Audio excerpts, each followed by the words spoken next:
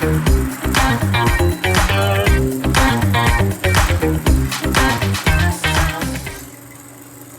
everyone, welcome back to Mindscapes. I am Ashok and today we have a very special guest with us. He's a psychiatrist, he's a lawyer, he's a forensic expert, he's a researcher and above all, he's a wonderful human being. I proudly welcome Dr. Raveesh sir for today's podcast. Welcome sir. Thank you very much. Sir, I watch a lot of movies sir, I am a very big movie buff. So I would like to start with a very cliche question that every psychiatrist in every movie that I watch asks for their patients. Sir, can we talk about your childhood? Okay. At the outset, let me first congratulate our student council for coming up with this Mindscapes podcast. Thank you. It's a wonderful idea. It actually resolves the gap between teachers and the students. And I thank for choosing me. I hope I can share my honest feelings. Thank you for coming. Yeah. Yes, sir. So, I'm a pure Mysorean, born, brought up in Saraswatipuram. My early schooling was in Christ the King Convent. At that time, it was a co-education institute until 7th grade, and then I moved on to Marimalapas High School and then Marimalapas Junior College. So until 2nd PUC I studied there. So we come from an era prior to televisions, and it may be quite a long way back for the current what you call the generation Alpha or Z, whatever. Yes, sir. Like, can you tell more about your family, sir? Yeah, basically I'm a native by nearby place called Bannur, and my both parents are kind of a neighbors. So my grandparents were almost known to each other. My father retired as Deputy Chief Engineer in Irrigation Department. Most of his service was in and around Mysore. And I still remember those were the days when the Kaveri water was brought to the Mysore, and he was one of the key persons who was supervising that. My mom is a homemaker. She was quite instrumental in grooming our childhood. I have one brother who is also a professor at Nimans. So, what else? Yes, sir. Yeah. Sir, as a fellow Mysorean, I feel very proud that you are also from Mysore, sir. Yeah. Sir, roughly you have around 15 academic qualifications accredited to your name, sir, more or less. Yes. As not so scholastic myself, I find it very surprising that you can achieve so much, and I wonder if the passion is still there, and how do you find time to do all this? Probably the specialty which I have chosen, you need to have a personal space, and rather than wasting it on some other kind of hobbies, I continued my reading habit, and when it was quite channelized, I thought having equipped with legal knowledge would definitely help in my psychiatry practice, because those days psychiatry was still budding in India. Now it is, the picture is much better, but still it has a long way to actually establish itself. So I utilized my professional and personal time in such a way that actually the qualifications which I went on doing was more supportive to my practice and my passion. So as I started subspecializing in psychiatry, I could reach until PhD in legal psychiatry. Then after a little bit of administrative experience, as you start aging, other than professional contribution, you feel like going back to your roots. So that's how I got interested in my ancestry. Then I did a PhD in ancient Indian history, literature and archaeology. So I feel proud that I was able to do a PhD, first Kannadiga, to do a PhD on one of the rulers of Talkad Ganga dynasty, where none of them had actually taken time enough to go to that deep. So that's very amazing, sir. Like first Kannadiga to do a research on such a great ruler. And I'd like to go back, sir. Like as you said, psychiatry was still budding in at that time in India, and people still don't consider mental health all that important. And there is still a like general stigma that if you have a small mental issue, people say you are not well, you are crazy or something. So how was psychiatry the first choice for you to do your PG, or were there other options, or like it is a very bold decision to take up psychiatry. So I wanted to know what is your funda behind that. Honestly, to share with you, I was not oriented to take medicine itself. One of my pet subject was mathematics, because that's what my father also would teach me. So he had scored in his matriculation 100 out of 100. Wow. So actually certain life events made me to choose medicine. So when I was in fact I can say around third standard, my father had a heart attack. Oh. What we call acute MI now. So he was treated in the same hospital. I still remember finishing my school and then coming here. Special ward number 2. I even remember the doctor who treated my father. So Dr. Ramegoda, he was professor and unit head of medicine. And there were not much of medication as it is now.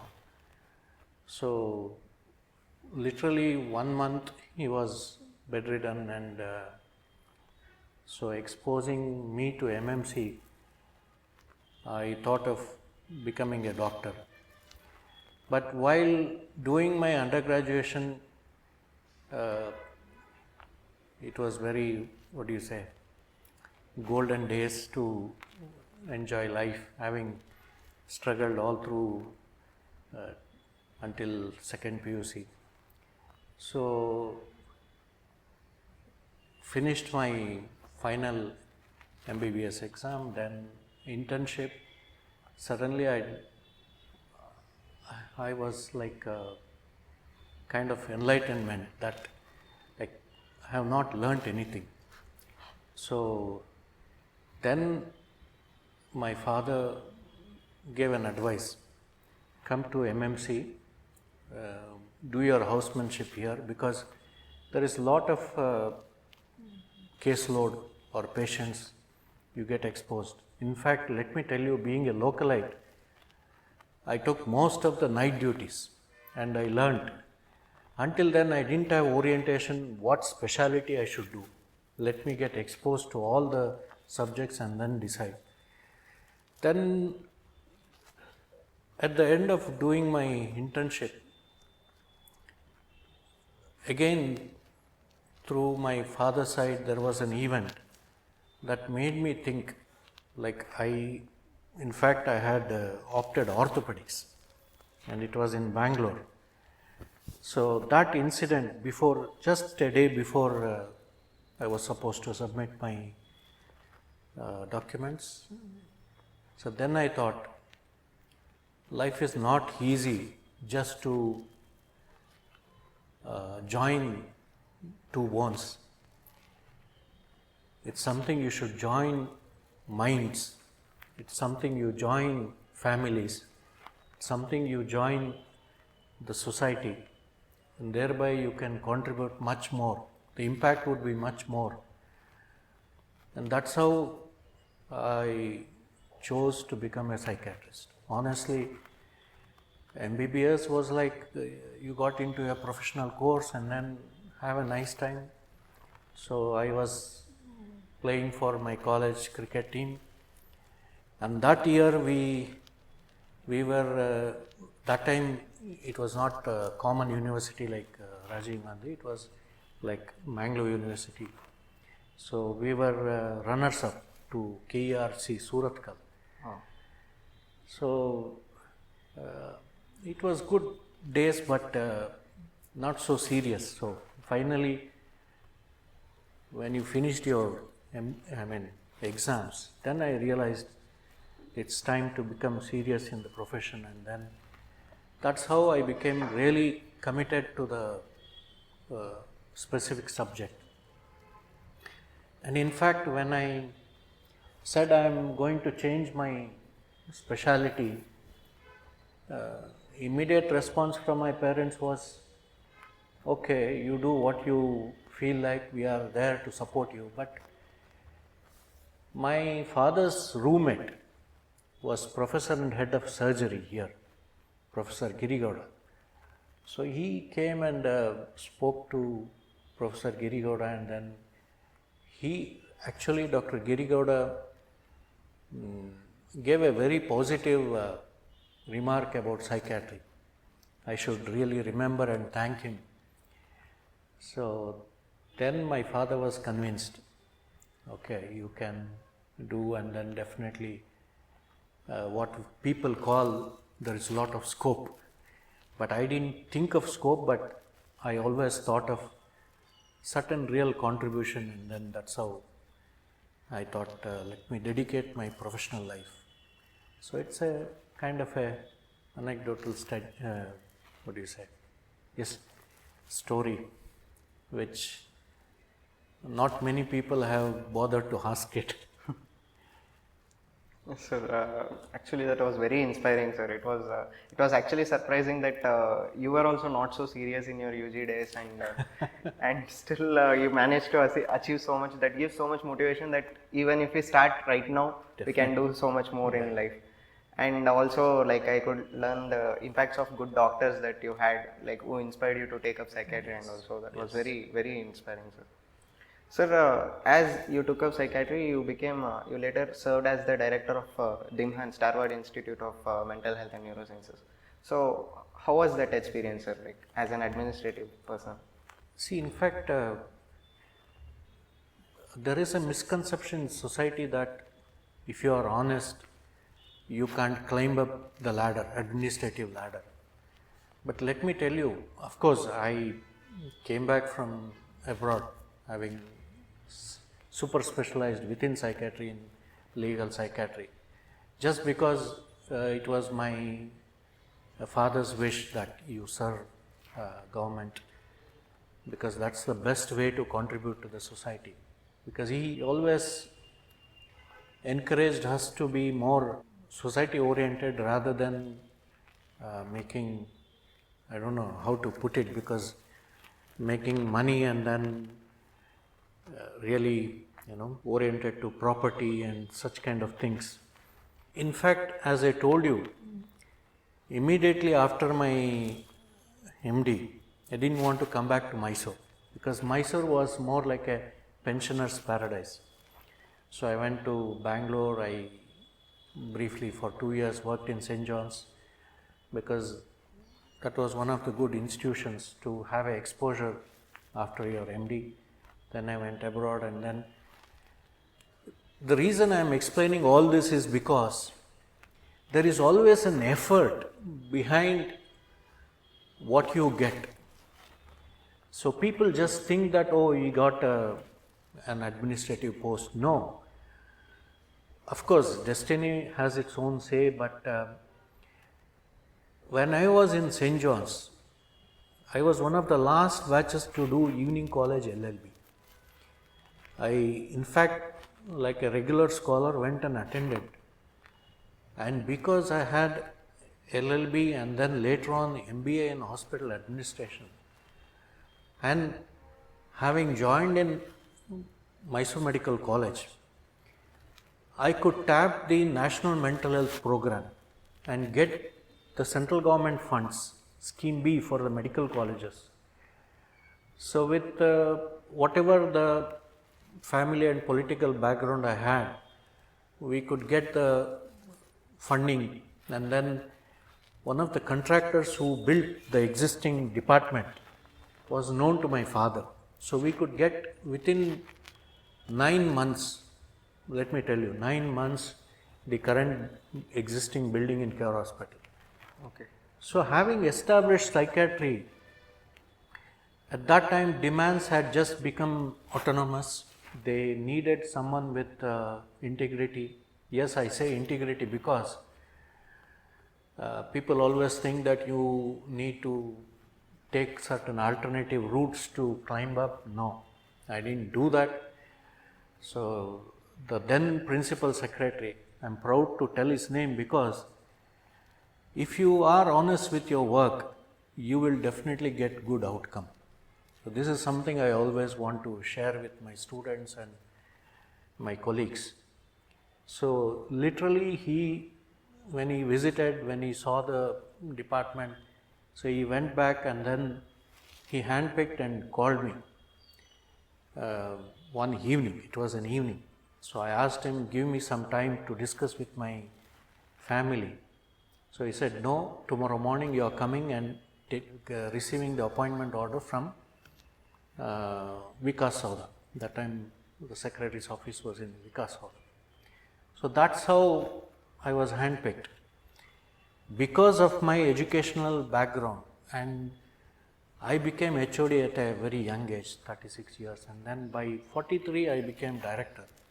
Why I am emphasizing these things is, well, if you have that integrity, you would definitely climb up in your career in a record time, and you don't have to use other ways, okay, manipulate the system, and you can be really satisfied with whatever contribution you will extend. So after I went to demands, luckily I got a very good team.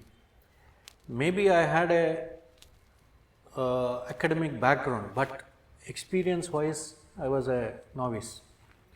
So the KS officer was a very experienced person who had worked in Bellary Medical College. So he was very helpful, and like I knew about National Mental Health Program Scheme B, so I could get Scheme A, which was for mental hospitals. So at that time, the Chief Minister was from Mysore. It's the same Chief Minister as we have, and I could get the matching grants. So 40 crores from center and 20 crores from state, so I could get 60 crores. I'm just telling numbers, but administration is quite a different ball of game. It's quite tough. It's basically a kind of negotiation that you do with public, then service users, service providers, fund. Okay, so I could definitely contribute 5 crores of civil works, initiated post-graduation. We had asked for 9, but the NMC sanctioned 4, but still lot of academic activities were channelized, and then after my term I came back because I didn't shift my family, so I was traveling. So Mysore to Dharwad, Dharwad to Bangalore, and then Bangalore to Mysore. So yes, it was quite taxing on my personal life, but it was a very great experience. So you have done so much, it just feels so overwhelming to hear all this. When I started, I told that you had like 15 academic qualifications or something, but now if we consider the non-academic achievements that you have done, it is even more most valuable, sir. Like the building of psychiatry was, you were one of the most important person to construct that building those things are just, I have goosebumps if I hear all that, like you started all this. No, Sir, you also took forensics and law to assist your practice in psychiatry. So, how do you think, is it important for like doctors to know the law very well? What do you think? Did it actually help you, and was it that important? yeah, as I told you earlier, my legal background and management qualifications definitely helped in getting chosen, and also to use my legal knowledge for all the hurdles that had come up in my administrative post. But if you ask me, every citizen should know something about law, and particularly so for doctors, because the current practice is more consumer oriented. So, invariably in your practice, there will be some legal issue. So, the exposure what you get in undergraduation is very minimal.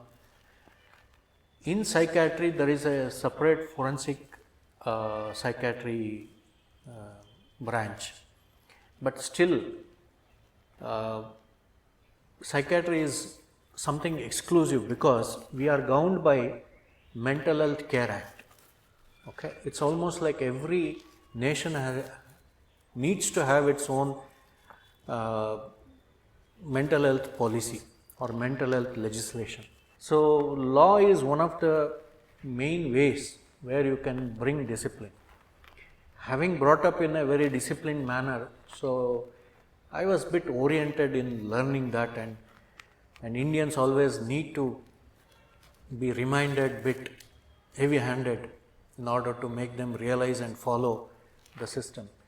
So, yes, I strongly feel, and in fact NMC has probably 5 years ago brought in what is called ATCOM module, where attitude, ethics, communication, which is purely behavioral science and psychiatry, okay, in the initial days of orientation.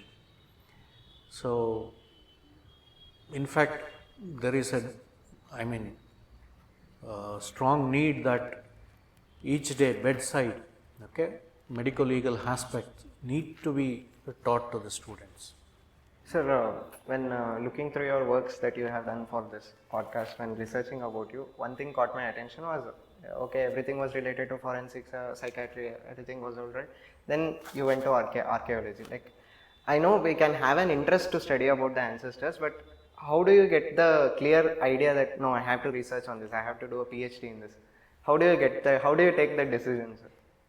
See, in everyone's life, there will be certain events that can make an impact. Only thing is, we need to be sensitized enough to have that vision. I come from a family where my great grandfather was a wrestler. He shifted towards wrestling because once the sword fighting had stopped, and you know, the Mysore province long before was more peaceful and oriented towards development. So my grandfather, he would always conduct this annual, because he had 2 rice mills, what is called as wrestling competition annually. I was a small kid sitting next to this red soil, okay, ಕೆಮ್ಮಣ್ಣು ಅಂತ ಕನ್ನಡದಲ್ಲಿ ಕರೀತಾರೆ. So there was some kind of orientation that we came from this family. But when my grandfather became old, he lived up to 96 years. So I was invited to our taluk, T. Narsipur taluk. So by that time I had lost my grandfather. So one of my grandfather's friend was a chief guest, and he happened to be a historian. So you know, our people, they always become very sarcastic. So it was in my native place. So some people commented, ನೋಡಿ sir, ಹೊರಗಡೆ ಹೊರದೇಶದಲ್ಲಿ ಓದ್ಬಿಟ್ಟು ಏನೇನೋ opportunity ಬಿಟ್ಟು, so he has come back as though he will clean the system. Then my grandfather's friend, he said, do you know his lineage? Do you know his genetic background? He said he belongs to this family. My grandfather, maybe because of his modesty, had never revealed that. But then I became really interested. So I wanted to know more about it, because my grandfather was not there and I couldn't go back and clarify. But I could always recollect my childhood days and then read some of these literature and correlate. So that's how I was dragged into really doing a research in a topic that was, now I feel, deliberately pushed away by the vested interest people.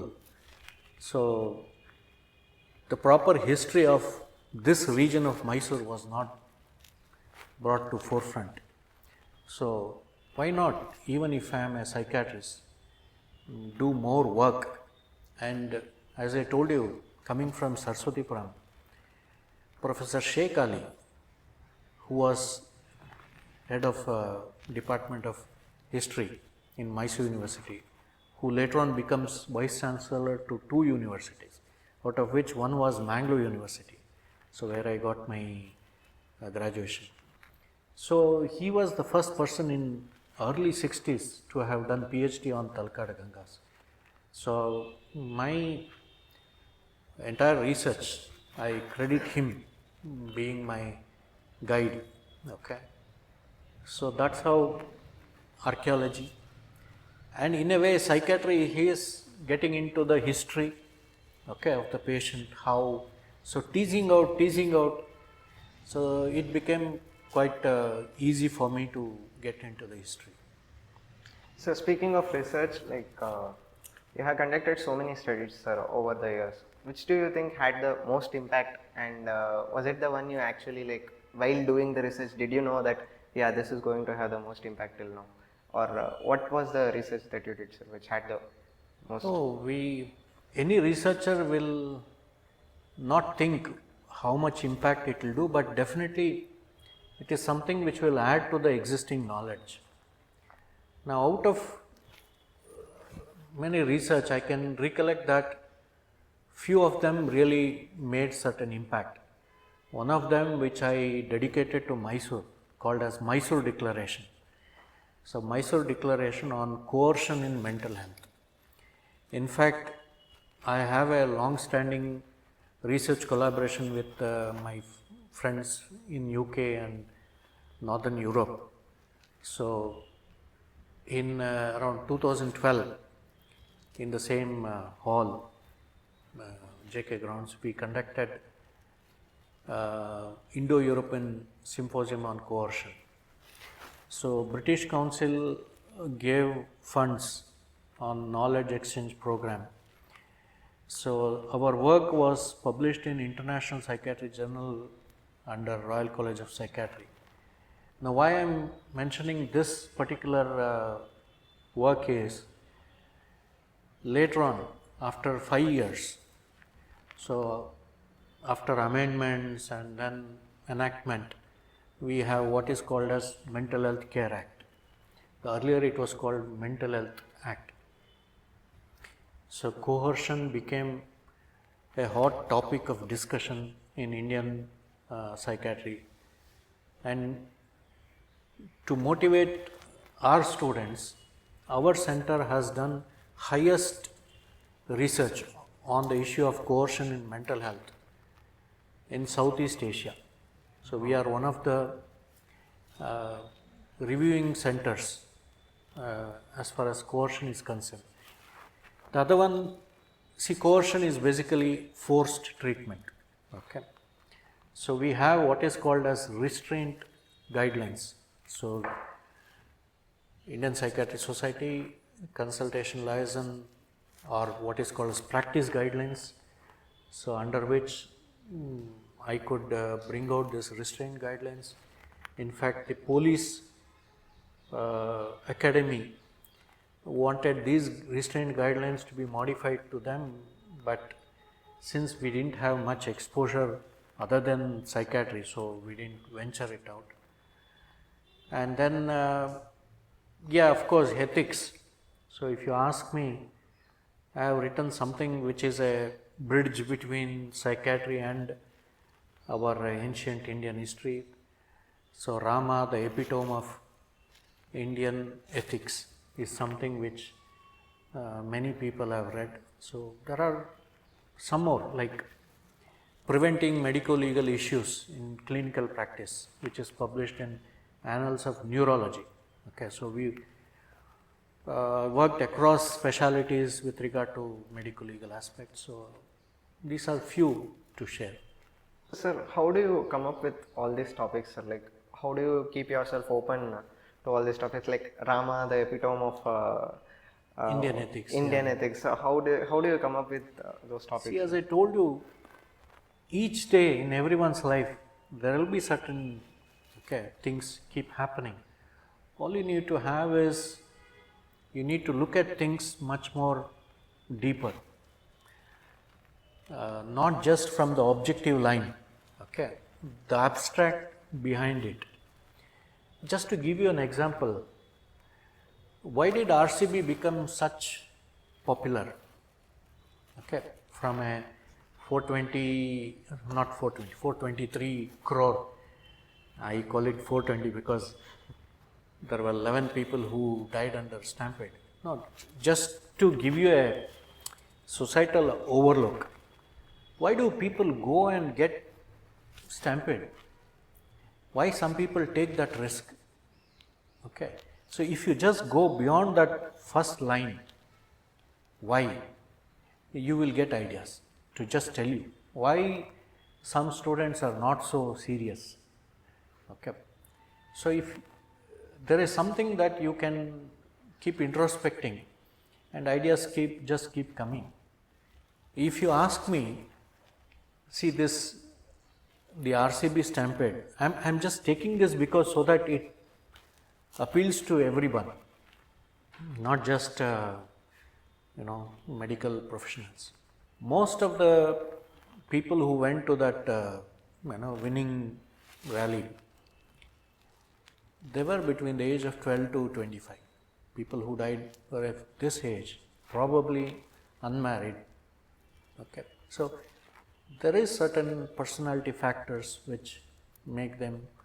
So if you go on, really, I don't mean to say keep finding the fault whomever you interact with. No, I'm not telling that. But if you have that curiosity,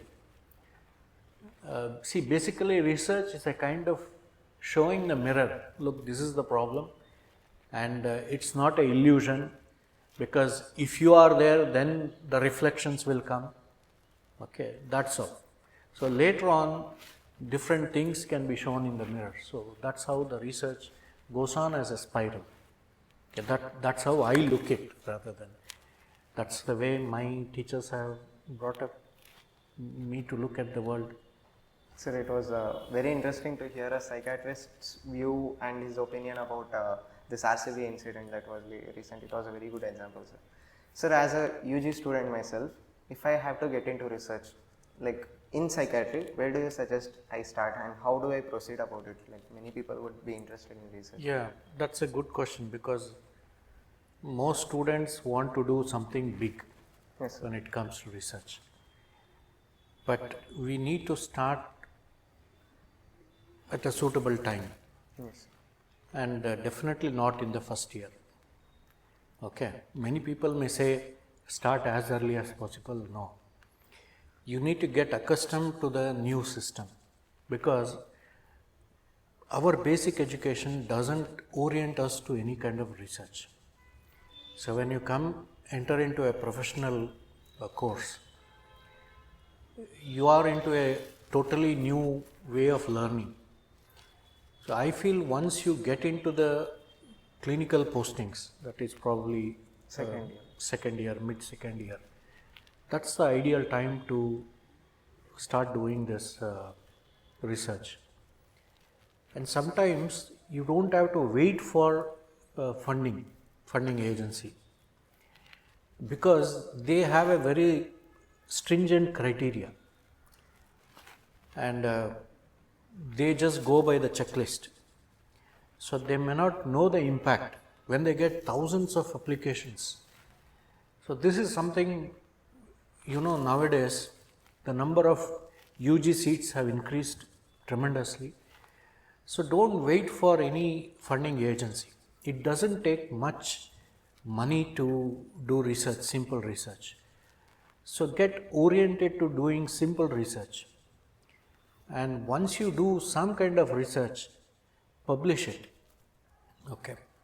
So until it is published, whatever your idea is, it is not conveyed. It could be just a case report, doesn't matter. Okay. So have the habit of publishing.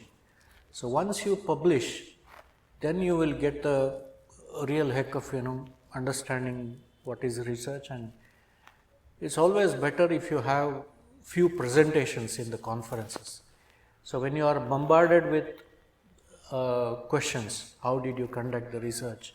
So when you want to defend, then you will understand the nitty-gritty. So I feel mid second year is a good phase to start. Sir, you said like simple topics. Could you give some examples? Right. See, nowadays there is a lot of behavioral addictions. Okay. So starting with that, second thing is the quality of sleep or the sleep pattern. I mean, these are just that has come up now. If you ask about the topics, so I was mentioning about behavioral addictions, which are much common. You can see the differences between pediatric age group, adolescent, and then students in professional colleges. So just making comparisons. Okay. Second thing is the sleep pattern has changed in even medical students. Yes. And then different professional students. Or while observing any cases, presentations, if there is a deviation from normal. Okay. So if there are few cases during your stay as a undergraduate student, so a case series. Okay. So such kind of reporting or what you call publishing. Okay. I mean, if you discuss with any faculty, definitely they will have much more ideas, and depending on your area of interest or specialization, you can definitely come up with many ideas. Sir, when you said behavioral addictions, something came up on my mind. This is a very personal question. I am kind of addicted to social media, especially Instagram. I think many people can relate to it. So that's why I'm asking, do you think it actually affects mental health, and do you think that it is actually bad to use social media so much? It's both the ways. Okay. If you are stressed out, you tend to use more. And if you use more, it will escalate your mental tensions more. Because so it's like a cycle. Yes, it's a cycle. See, you may be just tired or bored. Okay. The more duration you spend on social media, it affects your routine. So once your routine is not met, it piles up. So it has both cause and effect. So most of the students today are distracted because of multiple reasons. So see, we have to, as I told you, okay, research is basically showing mirror. So we have to keep reminding everyone, including us, okay, what we are up to. Yes, sir. Sir, one thing in recent years, one event that shook the whole medical fraternity was COVID-19. So how did it affect Department of Psychiatry, like in the healthcare? Quite a lot, quite a lot. In fact, more than 50%. I'm telling from global scenario. More than 50% who recovered from COVID had one or the other psychological symptoms. Wow. It goes up to 70% odd. And predominantly, it was anxiety disorder. Okay. And there used to be some or the other psychotropic medication which was part of the COVID-19 protocol. And who are the people who recovered from COVID-19 or complications? People who had a better coping strategy. Or, see, I keep telling when I teach students, 2 tracks. One is psychoneuroimmunology and second one is psychoneuroendocrinology. Okay. These are the tracks. Every day-to-day event, okay, has effect both on your mental health and physical health. So COVID-19 was a great caution. Okay, it gave a lot of burden not only as far as physical medicine is concerned, but even psychological medicine. Okay. I had a what is called as multinational study. Okay, you can. It's a free access journal where 11 countries had participated, and we were one of the centers with regard to the legal policy during the lockdown, and second one was with regard to the psychological profile. Nice. So you in COVID-19, it was like your mental health becomes bad, so your physical health even Yes. deteriorates even more. Yes, and in one or the other known family had succumbed to COVID-19. Okay, there was somebody in the family. Okay, so there was social impact as well. Of course, economically, it has impacted, which the world is still recovering. All these things finally comes to your mental health. Yes, sir. Like being alone in lockdown Yes. in a room with nobody. Even to speak for to. the doctors, service providers also, it was quite a daunting effect as far as mental health is concerned. Yes, sir. Speaking of mental health of the treating doctors, I wanted to know, like, you will meet a variety of patients. Like you will see, like they have so many mental issues. You have to. You are in a position. You have to listen to them. You have to address their issues. Yes. But you can't let it affect you. How do you manage to do that? See, this is where your teachers and the institute where you get trained matters a lot. Okay. There is a huge difference between what you learn in textbooks and what is actually practiced day to day.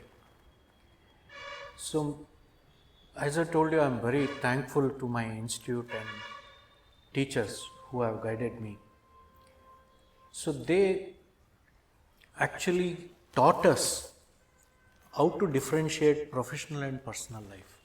Yes. And in fact, the moment I get up from my consultation chair, I forget that I am a psychiatrist. So, the more you get involved in the regular activities and the hobbies in which you get different kind of both pleasure and then relaxation, makes a huge impact in doctor's life. You know very well that in India, doctors' age,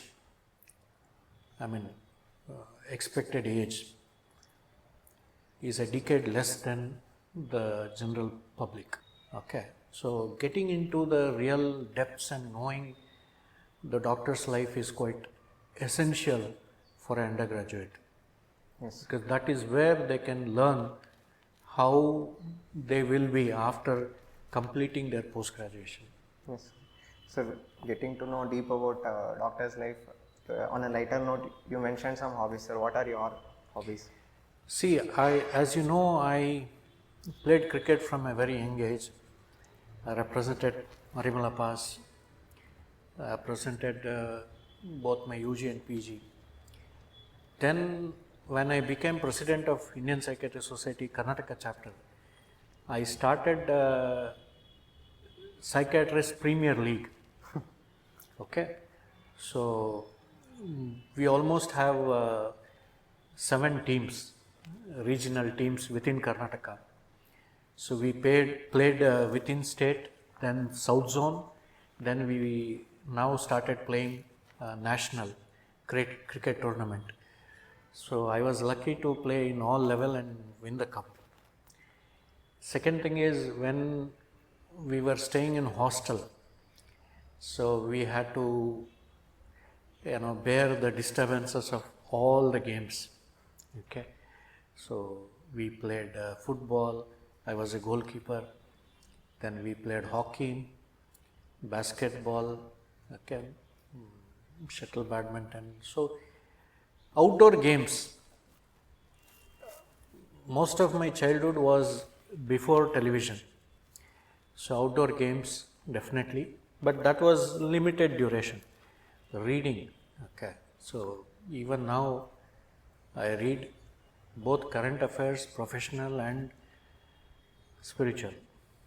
Yes, sir. You are so good at cricket. You played so many leagues and.